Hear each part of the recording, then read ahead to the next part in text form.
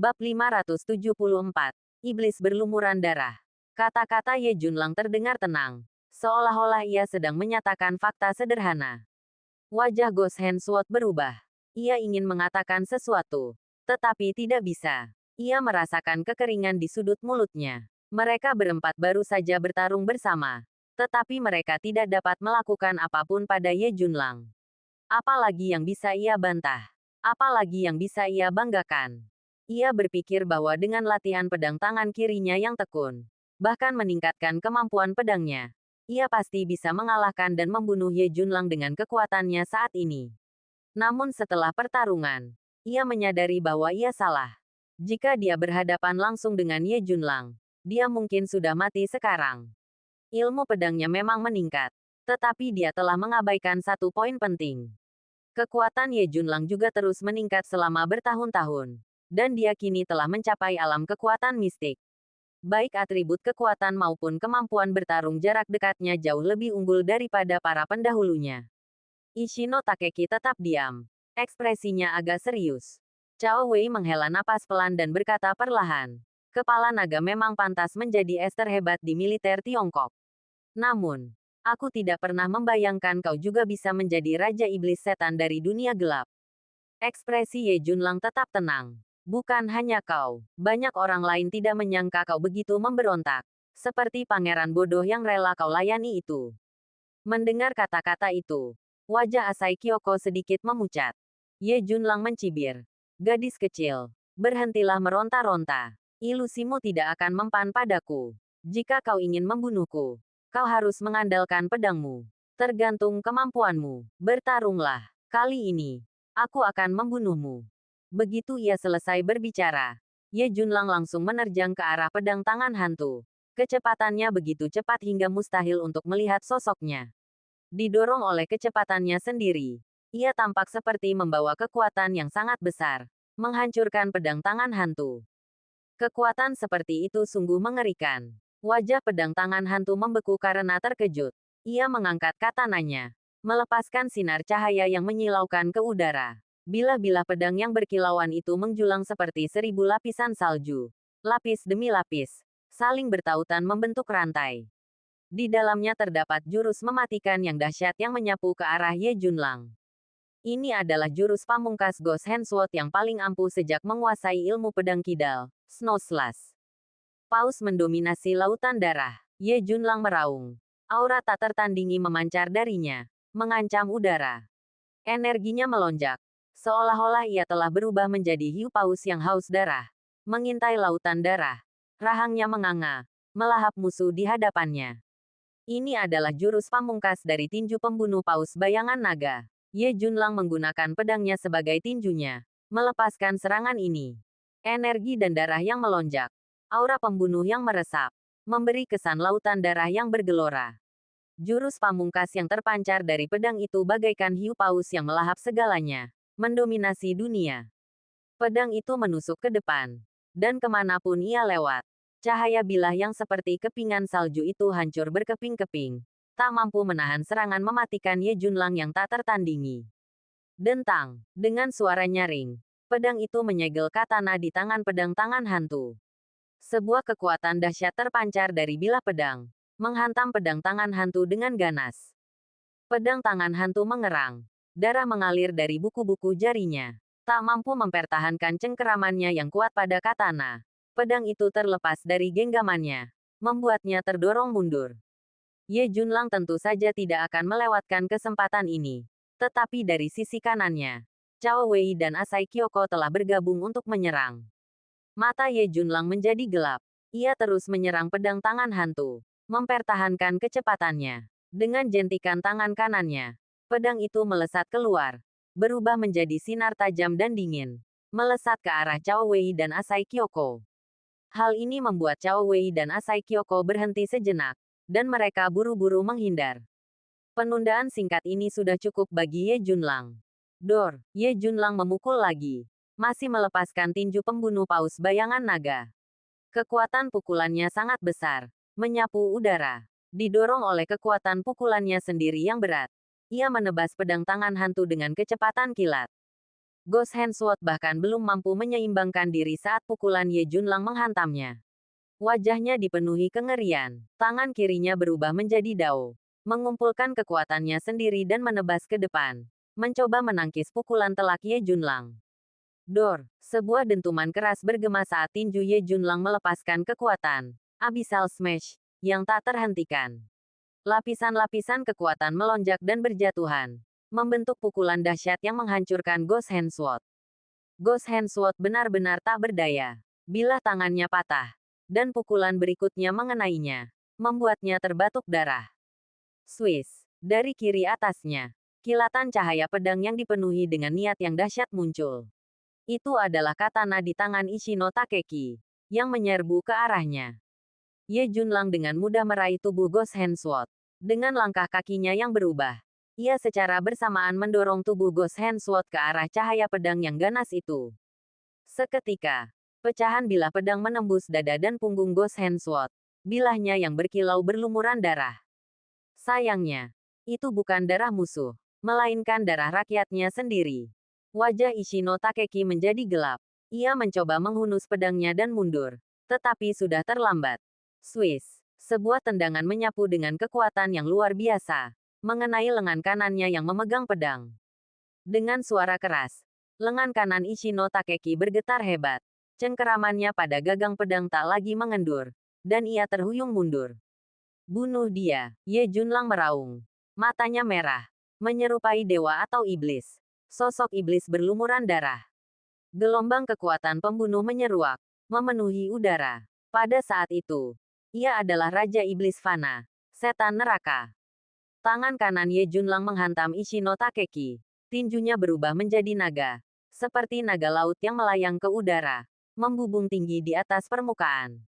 Pukulan ini mengandung kekuatan penghancur yang luar biasa. Ishino Takeki menangkis dengan kedua tangannya. Kekuatan bela dirinya meletus, berharap dapat menangkis pukulan kuat Ye Junlang. Sayangnya, semua itu hanya angan-angan.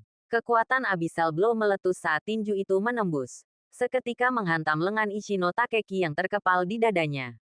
Di bawah tekanan yang dahsyat, darah mengucur dari sudut mulutnya, memperlihatkan lukanya. Sebelum Ishino Takeki sempat pulih, tangan kiri Ye Junlang, yang telah memadat dengan kekuatan terkonsentrasi, telah menghantamnya. Dengan satu pukulan, aura pembunuh melonjak seperti air pasang. Pukulan itu menyerupai gemericik darah dan api, membangkitkan rasa kehancuran, hanya menyisakan darah dan api.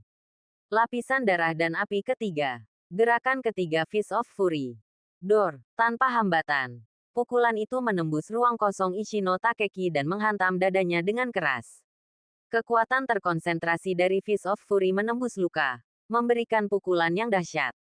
Krak, krak, tubuh Ishino Takeki retak dengan serangkaian suara retakan. Bagian dadanya yang terkena pukulan tinjunya penyok ke dalam, dan punuk yang sesuai muncul di punggungnya. Bab 575. Kematian. Dosa telah berakhir.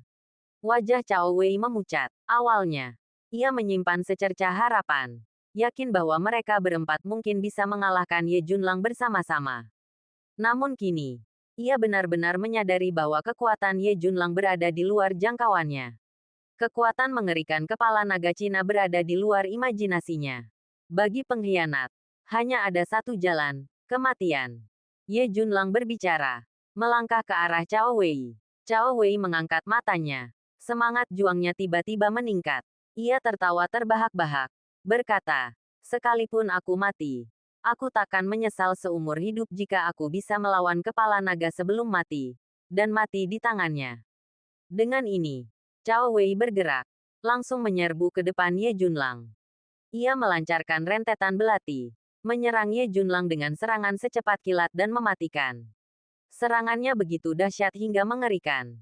Ye Junlang menghindar berulang kali, dan ketika melihat celah, ia melepaskan teknik bergulat bayangan naga. Ia mengulurkan tangan ke depan, menggenggam pergelangan tangan kanan Cao Wei secepat kilat. Lalu dengan sentakan kuat, membuat belati itu terlepas dari genggaman Cao Wei. Namun, Cao Wei langsung membalas, memanfaatkan seluruh bagian dan sendi tubuhnya, menunjukkan teknik bertarung yang luar biasa. Keterampilan bertarung seperti itu sebanding dengan prajurit pasukan khusus papan atas. Sayangnya, ia menghadapi Ye Junlang. Raung, kekuatan Ye Junlang menghancurkan semua penghalang. Ia melepaskan kekuatan Abyssal Smash. Pukulan yang luar biasa berat itu menghancurkan Cao Wei bagaikan bulldozer, membuatnya terhuyung mundur. Dalam perebutan kekuasaan, ia tak tertandingi Ye Junlang. Ye Junlang melancarkan tendangan menyapu. Cao Wei buru-buru menangkisnya dengan lengannya. Tetapi kekuatan tendangan itu tetap membuat Cao Wei terpental, terbatuk darah. Swiss, Swiss, Swiss. Pada saat ini, kilatan cahaya pedang melesat di udara. Asai Kyoko menyerang. Pedang tajamnya menghunus tarian cepat saat ia menerjang Ye Junlang. Bunga-bunga pedang menari-nari, dipenuhi ilusinya sendiri, mampu memikat pikiran. Ketabahan mental Ye Junlang sendiri, dikombinasikan dengan karakteristik tubuhnya yang unik, membuatnya sebagian besar kebal terhadap mantra psikedelik semacam itu. Jika ada orang lain yang menghadapi serangan penuh ilusi seperti itu dari Asai Kyoko, gangguan sekecil apapun akan mengakibatkan kehancuran seketika. Ye Junlang menghindari serangan pedang Asai Kyoko dengan gerakan menyamping. Dengan jentikan jari kakinya, ia menyambar katana yang terjatuh dari pedang tangan hantu, menggenggamnya, dan dalam sekejap, menebas Asai Kyoko. Asai Kyoko mencoba menghindar, tetapi Ye Junlang terlalu cepat untuk dihindarinya. Saat serangan itu mendarat, pedang itu mengiris lengannya yang memegang pedang, meninggalkan luka yang dalam dan berdarah, hampir putus. Kyoko, Cao Wei meraung, menyerang Ye Junlang dengan gegabah. Niat membunuhnya menggebu-gebu. Ye Junlang mencibir. Katananya menebas wajah Cao Wei saat ia menyerang secara langsung. Cao Wei dengan cepat berbelok ke kanan, nyaris menghindari serangan yang datang. Sebelum ia sempat menyeimbangkan diri, kaki kanan Ye Junlang tersapu ke depan. Dor, Cao Wei tidak bisa menghindar, dan tendangan menyapu Ye Junlang membuatnya terlempar lagi. Tulang rusuknya remuk, dan darah mengucur dari mulutnya. Sekilas kebencian dan tekad melintas di wajah Asai Kyoko. Ia menggeser pedangnya ke tangan kiri dan menerjang Ye Junlang dengan momentum yang gigih dan menguras tenaga. Katana Ye Junlang menangkis dan menusuk, mematahkan tusukan pedang Asai Kyoko. Kemudian, ia menerjang ke depan, menyerangnya dengan siku kirinya, membuatnya terpental seperti layang-layang yang talinya putus. Kyoko, Cao Wei berjuang untuk berdiri, menangkap tubuh Asai Kyoko yang melayang. Ia sudah terluka parah, dengan tulang rusuk patah dan luka dalam yang parah. Sekalipun ia masih memiliki kekuatan untuk bertarung, itu akan sia-sia. Sagawa, maafkan aku. Asai Kyoko memulai. Cao Wei menggelengkan kepalanya, memahami makna di balik kata-kata Asai Kyoko. Ia berkata, kau tidak bersalah padaku, dan aku tidak menyesal bertemu denganmu. Hanya saja identitas kita berada di luar kendali kita. Aku hanya berharap di kehidupan selanjutnya, kita bisa melanjutkan hubungan kita. Setelah itu, Cao Wei mengambil pedang panjang dari tangan Asai Kyoko dan menusukkannya kembali. Bilahnya menembus punggung Asai Kyoko, dan ujung pedangnya juga menembus jantungnya. Dua orang, satu pedang, bertemu. Pada saat itu, wajah Cao Wei berseri-seri lega, seolah beban berat telah terangkat. Darah terus mengalir dari sudut mulutnya. Ia menatap Ye Junlang dan berkata dengan terbata-bata, kepala naga. Aku telah mengecewakan negaraku. Aku telah mengecewakan dinas rahasia. Tapi aku hanya mengkhianati diriku sendiri. Aku tidak mengkhianati orang lain. Kau harus berhati-hati. Akhirnya, Cao Wei jelas ingin mengatakan sesuatu, tetapi bibirnya berkedut, dan akhirnya ia gagal mengucapkan nama penting itu. Wajah Ye Junlang menggelap mendengar kata-kata terakhir. Ia bergegas maju, tetapi terlambat. Sebelum sempat mendengar kata-kata Cao Wei, ia sudah meninggal. Aduh, jika aku tahu ini akan terjadi, aku tidak akan melakukannya sejak awal. Ye Junlang menggelengkan kepalanya. Ia tidak merasakan senang maupun gembira, hanya rasa sedih dan hampa. Ia dulunya adalah agen top negara, seorang rekan seperjuangan yang seharusnya berjuang bahu-membahu.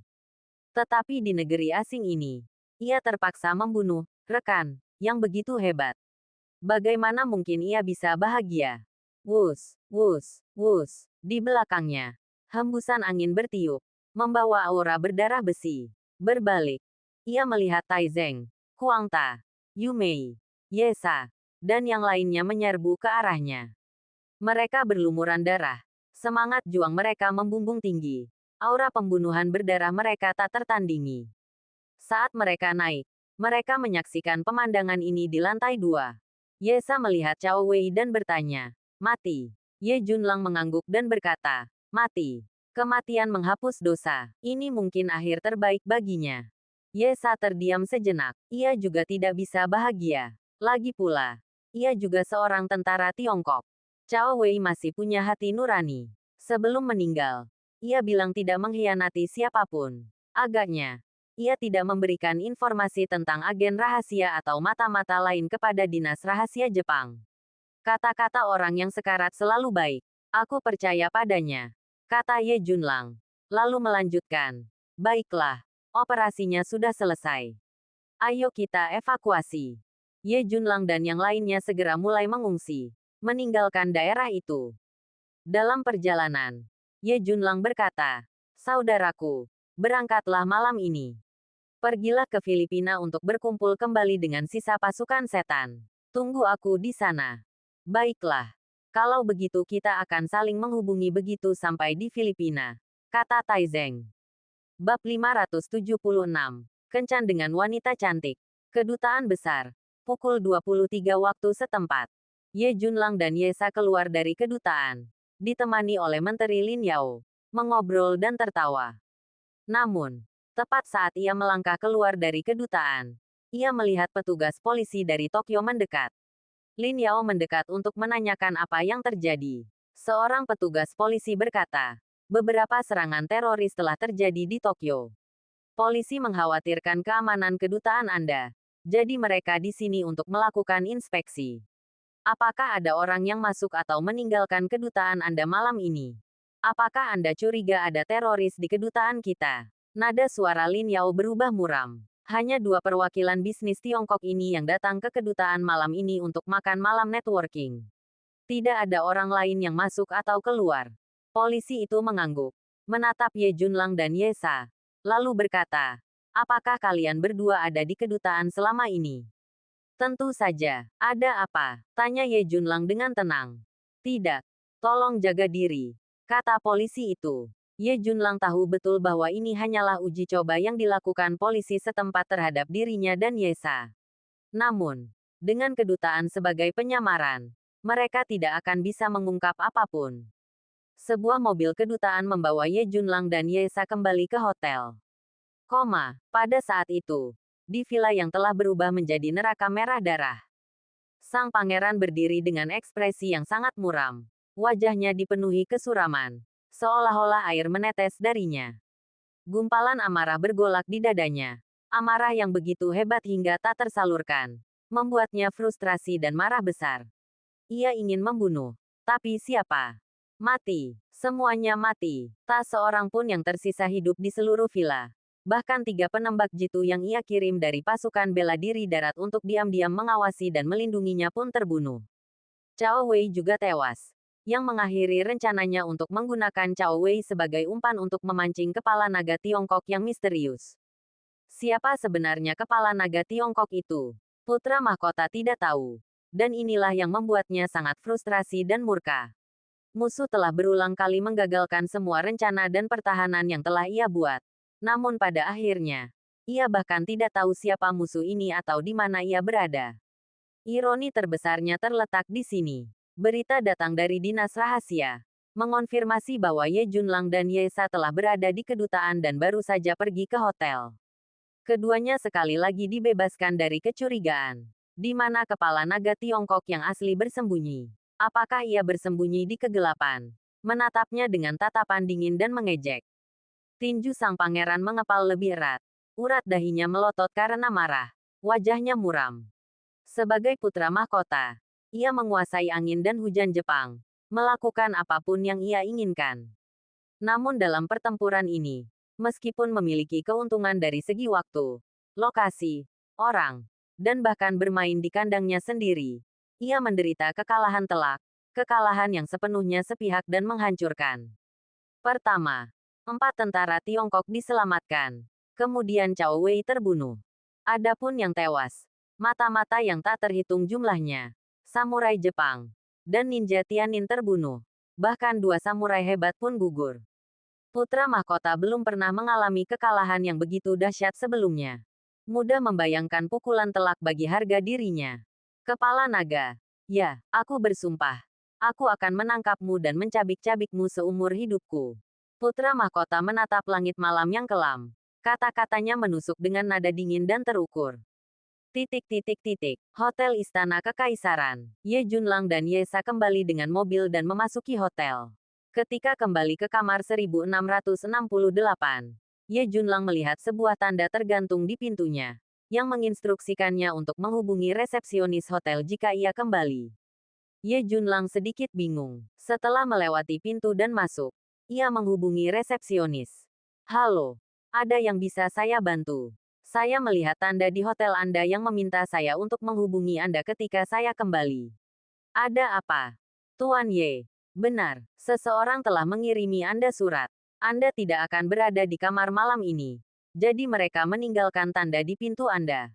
Tuan Ye, harap tunggu. Seorang pelayan akan segera mengantarkannya. Baiklah.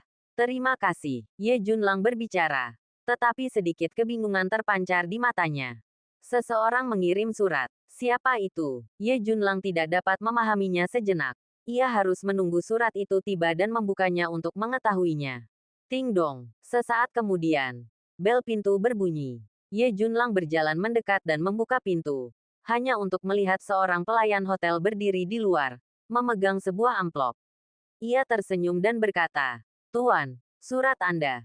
Terima kasih. Ye Junlang mengambil amplop itu, menutup pintu, dan kembali ke kamarnya. Ia ragu untuk membuka amplop itu, hanya untuk memastikan bahwa isinya hanya kertas dan tidak ada bubuk atau zat lain. Kemudian ia merobeknya. Dari amplop itu, selembar kertas elegan melayang. Tertulis 2 kata dan sebuah angka. Taman luar, 2. Ye Junlang terkekeh melihat isinya. Ia tahu siapa yang mengirim surat itu. Tamagawa Kaori. Tentu saja, bukan Tamagawa Kaori sendiri, melainkan salah satu orang kepercayaannya. Sepertinya sang putri kerajaan ingin bertemu dengannya lagi di taman luar Istana Kekaisaran untuk berbincang. Mengenai apa yang mereka bicarakan, ia tidak tahu. Misi Tokyo kini telah selesai. Keempat prajurit bayangan naga telah berhasil diselamatkan, dan agen pembelot Cao Wei telah terbunuh. Misi ini berakhir dengan sempurna. Jadi, tidak ada salahnya untuk pergi ke taman luar Istana Kekaisaran untuk bertemu sang putri selanjutnya. Lebih lanjut, jika bukan karena bantuan rahasia Tamagawa Kaori, operasinya di Tokyo tidak akan berjalan semulus ini. Penyamarannya pasti sudah terbongkar malam itu di ruang perjamuan. Ye Junlang mandi, berganti pakaian, dan melihat jam. Sudah hampir pukul 1. Jadi sudah hampir waktunya untuk pergi. Ye Junlang membuka pintu dan keluar. Ia tidak merasakan tanda-tanda ada yang mengawasinya. Lalu ia keluar dari hotel. Ia tidak langsung masuk ke mobil di hotel. Sebaliknya, ia keluar dari hotel, seolah tanpa tujuan, sambil terus memperhatikan sekelilingnya. Ia tidak merasakan tanda-tanda diikuti atau diawasi. Ia kemudian memanggil taksi di pinggir jalan dan menuju ke taman luar Istana Kekaisaran. Setelah sekitar setengah jam perjalanan, taksi akhirnya tiba di dekat taman luar Istana Kekaisaran. Ye Junlang memarkir mobil di tempat acak, membayar ongkos, dan menuju ke taman luar Istana Kekaisaran. Sesampainya di tembok tinggi taman luar Istana Kekaisaran, ia mengulangi langkah sebelumnya, memanjat tembok dan melompat turun. Karena pernah ke sana sebelumnya, ia tampak familiar dengan rute tersebut dan menuju ke patung perunggu prajurit berkuda di taman luar Istana Kekaisaran. Malam itu suram, dan angin sejuk mulai bertiup. Saat ia merayap mendekati patung perunggu prajurit berkuda itu, Ye Junlang samar-samar dapat melihat sosok Anggun berdiri sendirian di depannya. Bab 577 Tak Tahu Malu.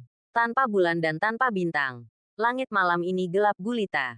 Hanya lampu jalan di halaman luar yang memancarkan cahaya redup, cukup untuk melihat dengan jelas sosok Anggun yang berdiri di depan patung perunggu seorang prajurit berkuda. Bahkan jubah hitam longgar yang dikenakannya pun tak mampu menyembunyikan keanggunannya. Ye Junlang muncul, tersenyum, dan berkata, Putri Yukawa, apa aku tidak terlambat? Tamagawa Kaori menatap Ye Junlang dengan saksama, balas tersenyum, dan berkata, kau terlihat lebih baik seperti ini. Wajah Ye Junlang membeku. Lalu ia teringat bahwa ia telah menyamar saat pertama kali datang ke sini untuk bertemu Tamagawa Kaori secara pribadi. Kali ini, ia telah kembali ke penampilan aslinya. Putri, Anda benar-benar memiliki mata yang jeli. Anda bisa tahu sekilas bahwa saya sangat tampan, kata Ye Junlang dengan sungguh-sungguh. Tamagawa Kaori tidak repot-repot memikirkan masalah itu. Ia melangkah maju perlahan dan bertanya, saya tahu segalanya. Apa yang terjadi tadi malam? Dan malam ini juga. Saya tidak pernah menyangka Anda bertindak begitu cepat dan efisien. Saya bisa membayangkan kemarahan putra mahkota saat ini. Saya harus berterima kasih, kata Ye Junlang tulus. Jika bukan karena kecerdasan Anda, yang memungkinkan saya untuk segera menyelamatkan. Saya tidak tahu apakah saudara-saudara saya akan mampu bertahan di bawah siksaan dan pukulan para agen rahasia. Sebenarnya, setelah Anda pergi tadi malam, saya sempat berpikir apakah yang saya lakukan itu benar atau salah, kata Tamagawa Kaori. Benar dan salah itu relatif. Tidak ada yang namanya benar atau salah mutlak di dunia ini, kata Ye Junlang perlahan. Bagiku, misi utamaku di sini adalah menyelamatkan adikku. Aku hanya tahu adikku dalam bahaya, jadi aku datang untuk menyelamatkannya. Itulah yang kurasa benar. Jika putri ingin menjalani hidupnya sesuai keinginannya, maka apapun yang kau lakukan untuk mencapai tujuan itu adalah benar untukmu. Mungkin. Tamagawa Kaori menarik napas dalam-dalam dan melanjutkan. Selanjutnya, aku khawatir kau akan meninggalkan Tokyo, kan? Ye Junlang tidak menyangkalnya. Ia mengangguk dan berkata, jika tidak ada hal tak terduga yang terjadi, aku akan pergi besok. Dari dunia gelap, aku tahu Legiun Setanmu tampaknya berada dalam situasi genting. Kekuatan-kekuatan besar seperti Organisasi Malam Kegelapan, Aliansi Bonti, dan Aliansi Pembunuhan semuanya telah bergabung untuk melawan Legiun Setanmu. Sekuat apapun Legiun Setanmu, mereka tidak akan mampu melawan ketiga kekuatan ini, kan? Tanya Tamagawa Kaori. Ye Junlang tersenyum tenang dan berkata, jadi, aku berencana merekrut pasukan selanjutnya. Ketiga kekuatan besar ini telah bersama-sama mengeluarkan pernyataan yang mengancam akan memusnahkan Legiun Setanku. Aku tidak bisa hanya duduk diam dan menunggu kematian, kan? Merekrut pasukan. Kalau begitu, mungkin kau bisa mencoba peruntunganmu di Pasar Gelap Asia. Tiba-tiba Tamagawa Kaori menyarankan. Pasar Gelap Asia. Hati Ye Junlang tergerak. Ia tahu keberadaan Pasar Gelap Asia dikendalikan oleh banyak kekuatan besar di Asia. Seluruh pasar gelap Asia adalah pasar yang sangat besar, dan pada dasarnya transaksi apapun yang dapat Anda bayangkan dapat dilakukan melaluinya. Ye Junlang tak kuasa menahan diri untuk melirik Tamagawa Kaori dalam-dalam. Wanita ini bahkan tahu tentang pasar gelap Asia. Dari nadanya, sepertinya ia bukan hanya mendengarnya, tetapi memiliki pemahaman yang mendalam tentangnya. Ia bahkan mungkin memiliki pasukannya sendiri yang bercokol di pasar gelap Asia. Ye Junlang tersenyum dan berkata, sang putri tiba-tiba menyarankan agar aku mencoba peruntungan di pasar gelap Asia. Sepertinya ada hal lain yang terjadi. Mata indah Tamagawa Kaori, seolah dipenuhi air musim gugur, berkedip lembut. Ia berkata, aku memang memiliki beberapa operasi di pasar gelap Asia. Namun, pengaruhku masih kecil. Jauh lebih kecil daripada raksasa yang mengendalikan dan membagi keuntungan seluruh pasar gelap Asia. Karena sang putri telah membangun operasi di pasar gelap Asia, kurasa ia tidak hanya mencari sisa kaldu, kan? Kata Ye Junlang. Menatap Ye Junlang, Kaori Tamagawa dengan belak-belakan berkata, sejak awal, aku memang berniat untuk menguasai seluruh pasar gelap Asia suatu hari nanti.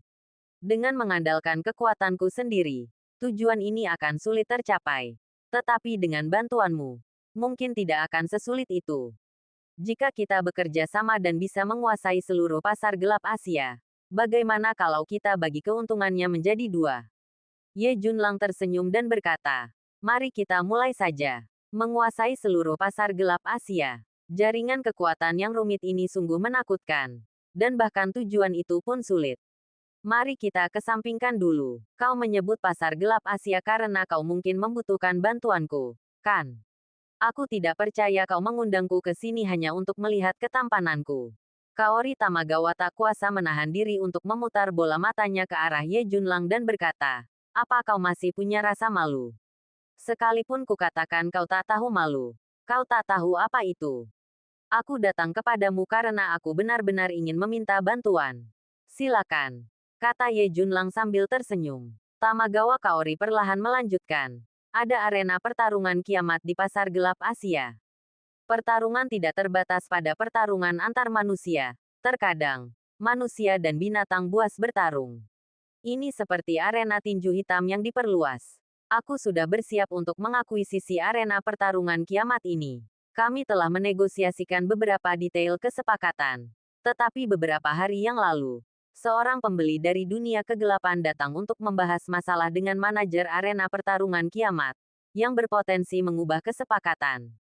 Seseorang dari dunia kegelapan. Siapa orang itu? Tanya Ye Junlang. Anggota organisasi malam gelap. Mereka yang datang adalah anggota organisasi malam gelap.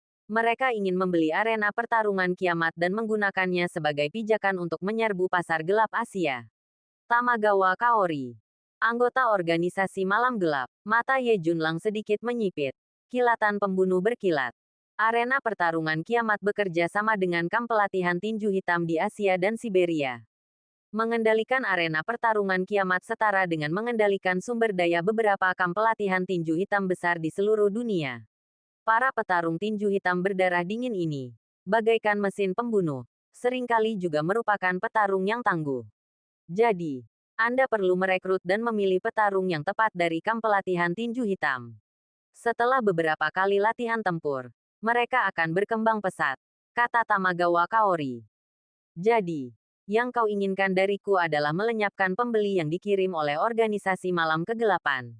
Tanya Ye Junlang. Ya, lenyapkan mereka.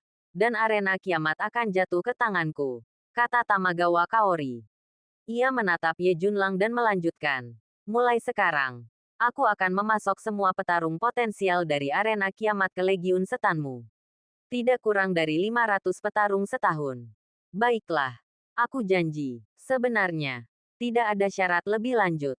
Jika aku mengetahui ada anggota organisasi malam kegelapan yang beroperasi di pasar gelap Asia, aku akan melenyapkan mereka juga, kata Ye Junlang dingin. Tamagawa Kaori tersenyum tipis dan berkata, dendammu pada organisasi malam kegelapan adalah satu hal, dan hubungan kita adalah hal lain. Senyum tipis itu, bagaikan bunga teratai salju putih bersih yang mekar lembut di kegelapan, sungguh indah dan megah. Senyumnya yang lembut mencerminkan tatapannya yang sama lembutnya, seolah mampu menembus hati seseorang. Ye Junlang tak kuasa menahan rasa gembira yang meluap-luap saat menyaksikannya. Ia berkata, kesampingkan semua hal lainnya. Bisa berjalan-jalan berdua dengan sang putri malam ini sungguh sesuatu yang kurindukan. Benarkah? Bagaimana rasanya dibandingkan dengan modelitas? Tamagawa Kaori tiba-tiba mengerjap. Sedikit kejahilan terpancar di matanya. Ye Junlang tertegun. Bingung harus menjawab apa. Tamagawa Kaori terkekeh. Ia berdiri di hadapan Ye Junlang. Dengan anggun merentangkan tangannya. Dan memeluknya dengan lembut. Sambil berkata, mari kita ucapkan selamat tinggal. Kau akan pergi besok. Dan aku tak bisa mengantarmu. Jadi mari kita peluk erat-erat. Putri, bisakah kau memelukku sedikit lebih erat? Aku merasa begitu nyaman di balik kelembutanmu. Aku tak menyadari belahan dadamu begitu dalam sebelumnya. Kau tak tahu malu. Di malam yang sunyi, hanya omelan kesal sang putri yang bergema. Bab 578. Renungan menatap bulan. Hari sudah larut ketika Ye Junlang kembali ke Hotel Istana Tokyo. Ia dan Yesa telah sepakat untuk berangkat pagi-pagi keesokan harinya ketika mereka meninggalkan kedutaan. Misi perjalanan ke Tokyo ini telah selesai. Dan ia dan Yesa tidak perlu menginap. Kembali di kamar hotelnya, Ye Junlang berbaring di tempat tidur, siap untuk tidur. Saat ia hendak meletakkan ponselnya, sebuah panggilan masuk. Ia melihat nomor yang tampak familiar dan menjawab, halo, Tuan Ye, ini saya. Suara seorang wanita terdengar dari telepon.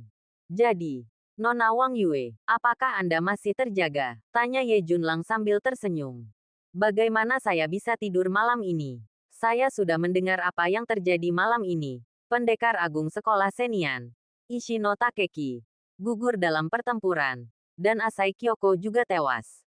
Saya tahu itu semua karena ulah Anda. Saya khawatir putra mahkota akan mencurigai saya membocorkan rahasia. Jadi saya belum bisa tidur. Untungnya, putra mahkota belum menanyai saya. Nona Mochizuki, terima kasih banyak atas informasi Anda. Informasi Anda sangat membantu saya. Dan saya akan selalu mengingat kebaikan Anda. Jangan bicarakan itu. Saya merasa seperti lolos dari bencana. Anda akan segera pergi, kan? Besok, apakah kita akan bertemu lagi?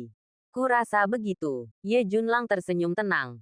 Lalu melanjutkan. Jika kau melihat tanda-tanda masalah di sini, atau jika kau merasa putra mahkota mencurigaimu, kau bisa datang ke Tiongkok untuk menemuiku.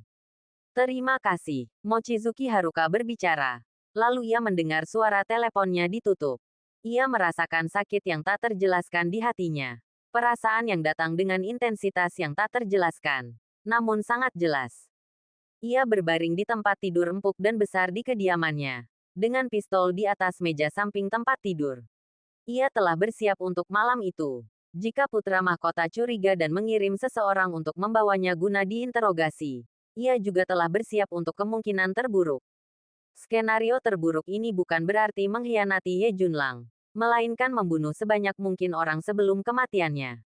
Hampir tanpa sadar, ia merasa bahwa bahkan jika ia menghadapi kematian di bawah kecurigaan putra mahkota, ia tidak akan mengkhianati Ye Junlang sebelum kematiannya. Pikiran ini aneh. Sebenarnya, setelah merasakan pelukan pria itu yang mendominasi dan berkuasa tadi malam, yang mengajarinya cara menjalankan rencana liciknya dan cara menghindari kecurigaan putra mahkota, rasanya sejak saat itu, sebuah luka telah menganga di hatinya. Luka yang tak kunjung sembuh. Banyak orang didorong oleh kesepian, jatuh cinta pada orang yang salah. Tetapi lebih banyak lagi orang, karena jatuh cinta pada orang yang salah, menanggung kesepian seumur hidup. Ia tidak yakin apakah ia salah satunya. Ia hanya tahu bahwa pria itu akan pergi besok. Memikirkan hal ini, matanya berkaca-kaca. Bertemu di waktu yang salah. Berpisah di waktu yang tepat. Mungkin inilah ketidakberdayaan dan kekejaman hidup. Keesokan paginya, Ye Junlang bangun, mandi, dan mulai berkemas. Ding dong, bel pintu berbunyi. Ye Junlang berjalan mendekat dan membuka pintu. Hanya untuk melihat Yesa berdiri di luar. Yesa masuk dan menutup pintu di belakangnya. Sudah selesai berkemas? Tanya Ye Junlang. Mzwishu 5300. XYZ. Yesa mengangguk dan berkata, kira-kira begitu. Lagi pula, tidak banyak yang perlu dikemas. Setelah itu, Yesa tak kuasa menahan diri untuk bertanya, bukankah kau berencana kembali bersamaku ke distrik militer Beijing? Ye Junlang menggelengkan kepalanya dan berkata, aku belum akan kembali. Saudara-saudara tentara setan masih menungguku untuk berkumpul kembali di Filipina. Kau terbang langsung ke Beijing. Dan aku akan terbang ke Malani di Filipina.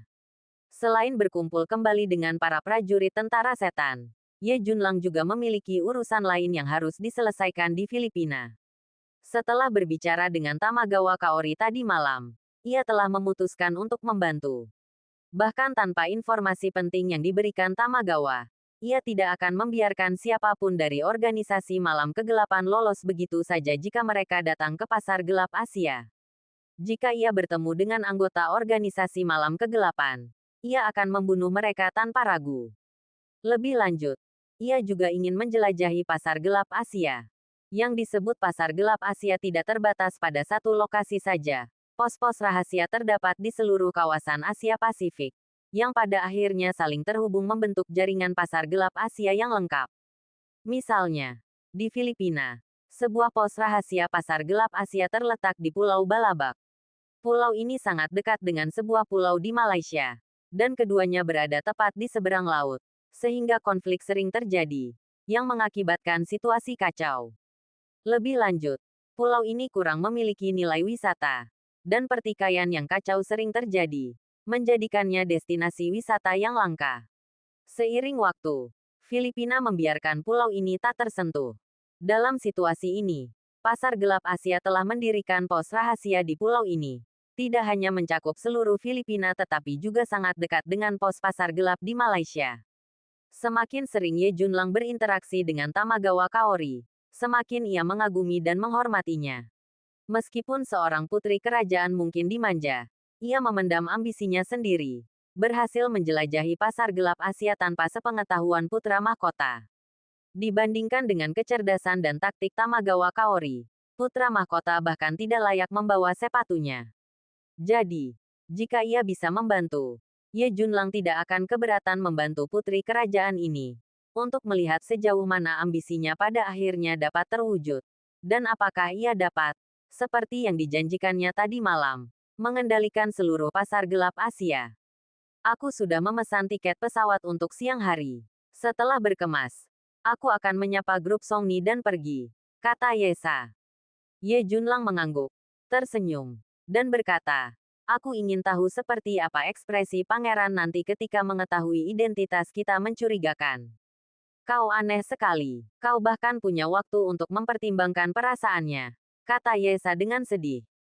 Tiba-tiba saja terlintas di benakku. Aku khawatir akan ada konflik lagi antara aku dan pangeran di masa depan, kata Ye Junlang dengan tenang. Yesa melirik Ye Junlang dan berkata, apakah itu berarti kau akan datang ke Tokyo lagi? Liu Tua dan yang lainnya diselamatkan. Tetapi kau tidak melihat bagaimana mereka disiksa. Aku tidak akan mentolerir ini, kata Ye Junlang, dengan tatapan dingin di matanya. Yesa pasrah dalam hati. Ia tahu Ye Junlang selalu seperti ini. Dan ia tidak tega melihat saudara-saudaranya dipermalukan. Setelah selesai berkemas, Yesa menghubungi grup Songni untuk menjelaskan perjalanan pulangnya dan Ye Junlang ke Tiongkok. Ia mengungkapkan rasa terima kasihnya atas ketulusan grup Songni dan mengatakan bahwa perusahaan akan mengirimkan para eksekutif senior untuk membahas kerjasama internasional lebih lanjut dengan grup Songni. Tentu saja, ini hanyalah basa-basi dangkal. Apa yang dianggap grup Songni bukanlah urusan Yesa. Keduanya kemudian berkendara ke bandara, tempat mereka akan berpisah. Yang satu kembali ke Beijing, ibu kota Tiongkok, sementara yang lain menuju Manila, ibu kota Filipina. Bab 579. Bertemu keindahan di negeri asing. Filipina. Bandara Internasional Manila. Sebuah penerbangan dari Tokyo perlahan turun. Setelah pesawat berhenti, pintu kabin terbuka dan penumpang turun. Ye Junlang berada di penerbangan ini menuju Manila, Filipina. Ketika ia melangkah keluar dari pintu kabin, ia melihat malam telah tiba. Waktu sudah menunjukkan pukul 19. Ye Junlang menyalakan ponselnya, siap menghubungi Taizeng dan pasukan tentara setan lainnya. Taizeng dan yang lainnya seharusnya bertemu kembali dengan pasukan tentara setan di kapal. Kapal itu tidak akan berlabuh di pelabuhan Manila. Sesuai instruksi militer Tiongkok, pertemuan akan dilakukan di Cebu. Oleh karena itu, kapal yang membawa pasukan tentara setan harus berlabuh di sebuah pelabuhan di Provinsi Cebu. Ye Junlang menghubungi Taizeng dan bertanya, saudaraku, apakah kamu sudah bertemu kembali dengan tentara setan di kapal? Ya, kita sekarang di kota Cebu. Apakah kamu masih di Tokyo? Atau sudah tiba di Filipina? Tanya Taizeng. Aku baru saja tiba di Manila, kata Ye Junlang. Lalu melanjutkan, aku tidak akan bertemu kembali denganmu. Ada sebuah pulau bernama Pulau Balabak di Provinsi Palawan, barat daya Filipina. Kamu pergi ke sana, dan aku akan pergi ke sana sendiri dan bertemu kembali di sana. Ada benteng pasar gelap Asia di pulau itu. Rumor mengatakan bahwa seseorang dari organisasi malam kegelapan akan datang ke pasar gelap Asia. Jadi bagaimana mungkin kita melewatkannya? Bajingan-bajingan dari organisasi malam kegelapan itu sebenarnya ada di pasar gelap Asia. Kebetulan sekali, Taizeng mencibir. Lalu berkata, oke, aku mengerti. Aku akan memberitahu saudara-saudara. Dan kita akan bertemu lagi di Pulau Balabak. Oke, Ye Junlang mengangguk dan mengakhiri panggilan dengan Taizeng. Ia keluar dari bandara dan mengantre taksi. Pada jam selarut ini, ia tidak berencana untuk terburu-buru. Ia berencana untuk naik taksi ke pusat kota, bermalam di Manila, lalu melanjutkan perjalanannya keesokan paginya. Sambil mengantre, Ye Junlang melirik WeChat Moments-nya dan wajahnya membeku. Ia kebetulan melihat kabar terbaru dari Liu Qingyao, yang bahkan menampilkan koordinat Manila, Filipina. Liu Qingyao juga di Manila. Ye Junlang terkejut. Ia tidak tahu apakah Liu Qingyao berada di Manila untuk wisata atau untuk bekerja. Ia tahu Liu Qingyao sedang dalam penerbangan internasional, tetapi rute internasionalnya sepertinya tidak melalui Manila. Mungkinkah ia mengubah rutenya? Bagaimanapun, menghubungi Liu Qingyao akan mengungkapkan jawabannya. Ye Junlang tidak meneleponnya. Ia hanya mengirim undangan panggilan video. Setelah 7 atau 8 detik, panggilan video tersambung. Dan layar ponsel langsung menampilkan wajah cantik Liu Qingyao. Bagaikan bunga teratai yang muncul dari air jernih. Matanya yang berbentuk almond, alisnya yang seperti pohon willow, dan bibirnya yang sedikit dipoles membuatnya tampak semakin menawan dan memikat. Dari video tersebut, Ye Junlang melihat Liu Qingyao mengenakan seragam pramugari. Ia tersenyum dan berkata, "Qingyao, apakah kamu baru saja terbang ke Manila? Aku baru saja melihat pembaruan WeChat Moments-mu. Ya, kenapa kamu tiba-tiba mengirimiku video? Aku baru saja akan pergi makan malam dengan kru." Liu Qingyao berkata lirih. Jelas-jelas menghindari rekan-rekannya sebelum melakukan panggilan video dengan Ye Junlang.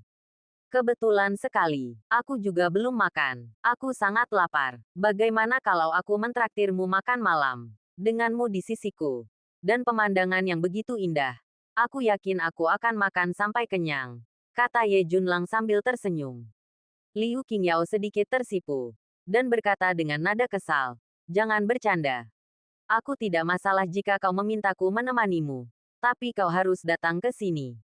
Kau pikir aku bercanda? Atau coba tebak aku di mana?" Ye Junlang tertawa. Ia memutar-mutar ponselnya, menunjukkan video suasana bandara Manila kepada Liu Qingyao. Liu Qingyao benar-benar tercengang. Akhirnya tersadar. Wajahnya dipenuhi kegembiraan, rasa senang, dan kegembiraan. Ia berkata, kau di bandara Manila. Apa lagi?" Ye Junlang tersenyum. Lalu melanjutkan. "Aku pergi ke Tokyo beberapa hari yang lalu. Lalu aku terbang dari Tokyo ke Manila hari ini. Aku melihat WeChat momenmu dan menyadari kau juga ada di sana. Aku mengubah rute penerbanganku. Jadi sekarang aku lebih suka terbang ke Asia Tenggara," kata Liu Qingyao. Lalu ia bertanya, "Kau belum makan?" "Ya, jadi terserah kau mau mentraktirku makan atau tidak," kata Ye Junlang sambil tersenyum. "Lalu, kemana aku harus pergi untuk mencarimu?" tanya Liu Qingyao sambil menggertakkan gigi. Rona merah samar muncul di wajahnya, secantik bunga teratai yang muncul dari air. "Ada pecinan di Manila. Ada gerbang dengan papan bertuliskan pecinan. Ayo kita ke sana. Sesampainya di sana, tunggu saja di sana. Aku akan langsung naik taksi ke sana," kata Ye Junlang. "Baiklah. Sampai jumpa nanti." Liu Qingyao tersenyum senang. Ye Junlang menutup telepon, masuk ke taksi, dan berkata dalam bahasa Inggris, "Pergi ke pecinan." Sopir taksi itu cukup antusias dan banyak bicara. Bertanya apakah ia dari Tiongkok. Ye Junlang mengangguk. Sopir taksi itu mengajaknya mengobrol singkat dalam bahasa Mandarin, yang tidak mengejutkan. Begitu banyak turis Tiongkok datang ke Filipina setiap tahun. Dan pecinan Manila sangat luas, tempat sebagian besar penduduk Tiongkok terkonsentrasi. Oleh karena itu, para pengemudi taksi di Manila setidaknya bisa berbahasa Mandarin. Setelah hampir 1 jam perjalanan, taksi berhenti di depan gerbang ikonis kota Huaguo. Ye Junlang membayar ongkos dan memberi sedikit tip sebelum turun. Hari sudah malam, tetapi kota Huaguo masih ramai. Lampu-lampu menyala, dan kerumunan turis memadati jalan-jalan. Teriakan para pedagang dan jeritan para pedagang memenuhi udara, memberikan perasaan seolah-olah dibawa ke jalan komersial yang ramai di Tiongkok. Arsitektur di sini bergaya Tiongkok, dan barang-barang yang dijual di toko-toko umumnya umum di kalangan orang Tionghoa. Sebagian besar orang Tionghoa yang menetap di Filipina tinggal di daerah ini. Jadi hal yang paling umum mereka dengar di sini adalah bahasa Mandarin yang familiar. Setelah keluar dari mobil, Ye Junlang melihat sekeliling pintu masuk kota Huaguo, mencari Liu Qingyao. Seharusnya dia tiba lebih cepat darinya. Benar saja. Ketika dia melihat ke seberang jalan, dia melihat sosok tinggi dan seksi berdiri anggun di bawah pilar gerbang kota Huaguo. Ye Junlang tersenyum saat menyeberang jalan dan berjalan menuju sosok anggun dan menggairahkan itu. Dia sangat tinggi, mengenakan celana jin biru aqua dan kaus putih ketat. Dari kejauhan, puncak yang tertutup salju, yang membentang tinggi di kausnya, terlihat sungguh menakjubkan. Pria manapun pasti bermimpi menaklukkan dan mendaki puncak megah ini. Saat dia mendekat, wajahnya yang tampak bersemangat, disinai lampu malam, tampak semakin mempesona. Bibirnya kemerahan, kulitnya indah, kulitnya halus dan kemerahan. Matanya berbentuk almond, alisnya berbentuk seperti pohon willow, dan bibirnya kemerahan tanpa riasan. Hanya berdiri di sana, orang-orang yang lewat menoleh. Ye Junlang berjalan pelan, berdiri di belakang Liu Qingyao, dan berkata dengan suara serak dan rendah yang disengaja. Nona cantik, apakah Anda sedang menunggu seseorang? Atau ikut saya? Bab 580. Betapa romantisnya malam ini. Ah, Liu Qingyao menjerit pelan tanpa sadar. Ia buru-buru melangkah maju lalu berbalik dengan ekspresi panik di wajahnya. Sejak ia berdiri di sini menunggu, puluhan pria telah mendekatinya. Tetapi ia menolak semuanya dengan sopan. Ia sudah terbiasa didekati. Tetapi ketika seseorang berdiri di belakangnya, berbicara dengannya, dan bahkan meniupkan udara ke belakang telinganya dengan cara yang sangat menggoda, ia secara alami merasa gugup dan takut di negara asing. Berbalik, ia melihat Ye Junlang dengan seringai licik di wajahnya. Ekspresinya yang awalnya panik dan dipenuhi amarah, membeku. Pulih dari keterkejutannya, ia menggertakkan gigi dan berkata, "Kau, bajingan, kau menindasku." Setelah itu, ia bergegas maju, memukul dada Ye Junlang dengan tinjunya. Ye Junlang meraih pinggang rampingnya dan memeluknya erat-erat, sambil tersenyum. "Bagaimana lagi aku bisa memikatmu? Lihat, kau sudah memukulku berkali-kali. Sudah sepantasnya aku memelukmu sekali saja, kan? Kau. Liu Qingyao tersipu. Kehilangan kata-kata. Ia menundukkan kepalanya. Wajahnya yang bersih dan seputih giok sudah diwarnai rona merah yang memikat. Dengan orang-orang yang berlalu lalang di sekitarnya, ia merasa sangat malu dipeluk Ye Junlang. Ye Junlang tak tahan melihat pramugari cantik itu menundukkan kepalanya dengan malu-malu. Meskipun ia sangat enggan melepaskan kelembutan payudara Liu Qingyao yang montok dan megah, ia tak punya pilihan selain melepaskannya.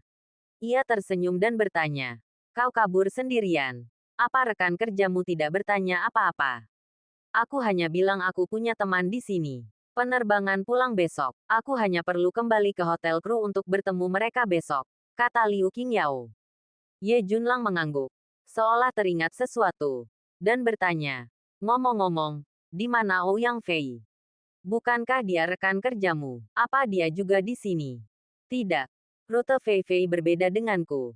Ke Eropa," kata Liu Qingyao. Kemudian, ia memelototi Ye Junlang dan berkata, "Apa? Kau merindukannya? Kau ingin makan kue dan memakannya juga?" Ye Junlang tersipu dan berkata dengan serius, "Qingyao, kau harus percaya padaku. Aku bisa pusing bahkan di atas kapal, apalagi diselingkuhi. Itu sama sekali tidak mungkin." Liu Qingyao tak kuasa menahan tawa. Ia memelototi Ye Junlang dan berkata, "Oke, aku cuma bercanda. Kita mau kemana selanjutnya?" "Sudah menjelajahi kota Huaguo. Mau jalan-jalan?" tanya Ye Junlang sambil tersenyum. Liu Qingyao mengangguk dan berkata, "Oke, ayo." Saat keduanya berjalan berdampingan, Ye Junlang mengulurkan tangan dan menggenggam tangan Liu Qingyao yang halus. Awalnya, tubuh Liu Qingyao sedikit gemetar, dan napasnya terasa cepat, tetapi ia tidak melawan. Sedikit rasa malu terpancar di matanya yang berbinar, diselingi dengan sedikit kegembiraan. Tak lama kemudian, jari-jari mereka saling bertautan erat. Toko-toko dan pasar di kota Huaguo mungkin tampak biasa saja di Tiongkok, tetapi ini Manila. Dan melihat barang-barang yang familiar dari rumah di negeri asing pasti membangkitkan rasa familiar yang sesungguhnya. Liu Qingyao tampak gembira, berkeliling toko-toko, melihat-lihat kerajinan tangan, dan mencoba beberapa camilan. Ia tampak gembira sepanjang perjalanan. Akhirnya, Ye Junlang dan Liu Qingyao menemukan restoran khas Filipina dan masuk. Mereka belum makan malam, jadi mereka memang agak lapar. Ye Junlang melirik menu dan memesan sup tulang sapi, yang dianggap sebagai hidangan nasional Filipina.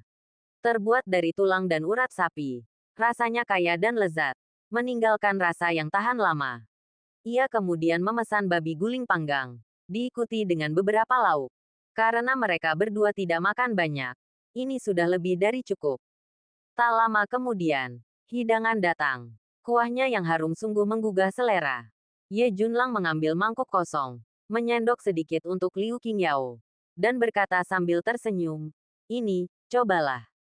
"Terima kasih." Liu Qingyao tersenyum cerah, mengambil sendok, dan mulai minum. Setelah beberapa teguk, dia mengangguk dan berkata, "Enak banget." "Hah, kenapa kamu lihat-lihat aku waktu kamu nggak makan?" "Aku pikir, karena kamu sudah cantik. Makan ini atau tidak itu tidak masalah," kata Ye Junlang. Liu Qingyao mendengus dan berkata, "Kamu cerewet lagi. Ya, bagaimana mungkin kamu tidak makan semua makanan ini? Kita tidak boleh menyia-nyiakannya." "Aku makan. Aku makan." Ye Junlang tersenyum. Dan mereka berdua mulai makan dan minum. Setelah makan malam, waktu sudah menunjukkan sekitar pukul 10 malam. Ye Junlang bertanya sambil tersenyum, "Apakah kamu lelah terbang ke sini hari ini?" "Lumayan, aku sudah terbiasa. Jadi aku tidak merasa lelah," kata Liu Qingyao. "Bagaimana kalau kita pergi ke klub malam di Manila?" tanya Xiao Yunlong. Mata Liu Qingyao berbinar, dan dia tersenyum. "Kalau kamu mau mengajakku, aku akan pergi." "Kau langsung setuju begitu saja. Apa kau tidak takut aku akan menjualmu?" Ye Junlang tersenyum, menyipitkan matanya. "Jangan takut, jika kau benar-benar ingin mengambil dan menjualku, aku tak punya pilihan selain menerimanya." Liu Qingyao mengangkat wajahnya, tampak siap dibantai. Ditambah dengan sosoknya yang sangat seksi dan dewasa, itu benar-benar membuat perut bagian bawah siapapun bergejolak karena nafsu. Ye Junlang menggelengkan kepalanya dan tersenyum getir, berkata, "Aku benar-benar kalah darimu. Jadi tunggu apa lagi? Ayo pergi." Liu Qingyao tersenyum. Setelah Ye Junlang membayar tagihan dan meninggalkan restoran bersamanya, ia tidak lagi malu seperti sebelumnya. Setelah meninggalkan restoran, ia secara alami menggandeng lengan Ye Junlang, dan wajah cantiknya dipenuhi dengan kegembiraan dan kebahagiaan seorang wanita yang sedang jatuh cinta. Kota Impian, Manila, Angaya Bar. Bar ini dianggap sebagai salah satu yang paling mewah di Manila, penuh dengan suasana romantis, eksotis, dan nuansa menawan. Oleh karena itu, bar ini sering kali dipenuhi orang-orang berkualitas tinggi, tampan, dan berpenghasilan tinggi. Ye Junlang mengajak Liu Qingyao ke bar. Saat masuk, bar terasa mewah. Lantai dansa yang luas dipenuhi pria dan wanita muda, menari mengikuti alunan musik yang meriah di bawah lampu yang menyilaukan. Semuanya dipenuhi kegembiraan dan keseruan. Dipandu oleh pelayan, Ye Junlang dan Liu Qingyao duduk di sebuah bilik. Mereka memesan 2 minuman dan, sambil memperhatikan orang-orang yang bersemangat di lantai dansa, ia berkata, "Mau berdansa? Maukah kau ikut denganku?" tanya Liu Qingyao. "Tentu saja, aku khawatir kau pergi sendirian. Bagaimana jika kau dikepung serigala?" Ye Junlang tersenyum. "Kalau begitu, ayo pergi." Liu Qingyao tersenyum dan menarik Ye Junlang dari lantai dansa. Liu Qingyao telah berlatih menari sejak kecil dan memiliki bakat alami untuk itu. Datang ke tempat ini terasa seperti rumah. Ia membenamkan diri dalam suasana yang meriah, menari dengan bebas. Tubuhnya yang tinggi dan montok memberikan efek visual yang memukau, dengan gebrakan pinggulnya yang bergelombang. Tak lama kemudian, beberapa pria di lantai dansa mulai mendekati Liu Qingyao, tetapi semuanya dihalangi oleh Ye Junlang, baik secara terang-terangan maupun diam-diam. Seolah-olah Liu Qingyao adalah zona terlarangnya, dan tak seorang pun pria selain dirinya yang bisa melewatinya. Melihat kecantikannya telah ternoda, para pria itu hanya bisa pasrah, meskipun mereka tentu saja tak bisa menahan diri untuk menatapnya dengan penuh gairah. Liu Qingyao benar-benar menikmatinya, bahkan mengajak Ye Junlang berdansa sensual, mengundang banyak tatapan iri. Sebagai perbandingan, kecantikan secantik Liu Qingyao Yang kecantikan dan sosoknya sungguh tak ada duanya. Sungguh langka. Lelah menari. Liu Qingyao kembali ke bilik bersama Ye Junlang untuk minum dan bermain dadu. Tanpa mereka sadari, kedua botol anggur itu telah habis. Hampir pukul 1 malam, Ye Junlang akhirnya meninggalkan bar bersama Liu Qingyao. Liu Qingyao sudah tampak agak mabuk. Tubuhnya yang ramping lemas saat ia bersandar padanya. Apakah kau masih akan kembali ke hotel tempat krumu menginap malam ini? Tanya Ye Junlang. Liu Qingyao menatap Ye Junlang. Wajahnya memerah. Mungkin karena alkohol atau sesuatu yang lain. Ia tersenyum dan berkata, bukankah kau bilang akan menjualku? Jadi kau menyerah di tengah jalan. Jika Ye Junlang tidak mengerti arti di balik kata-kata Liu Qingyao, ia pasti bodoh. Baiklah, ikutlah denganku malam ini. Aku akan membawamu untuk menjualku segera.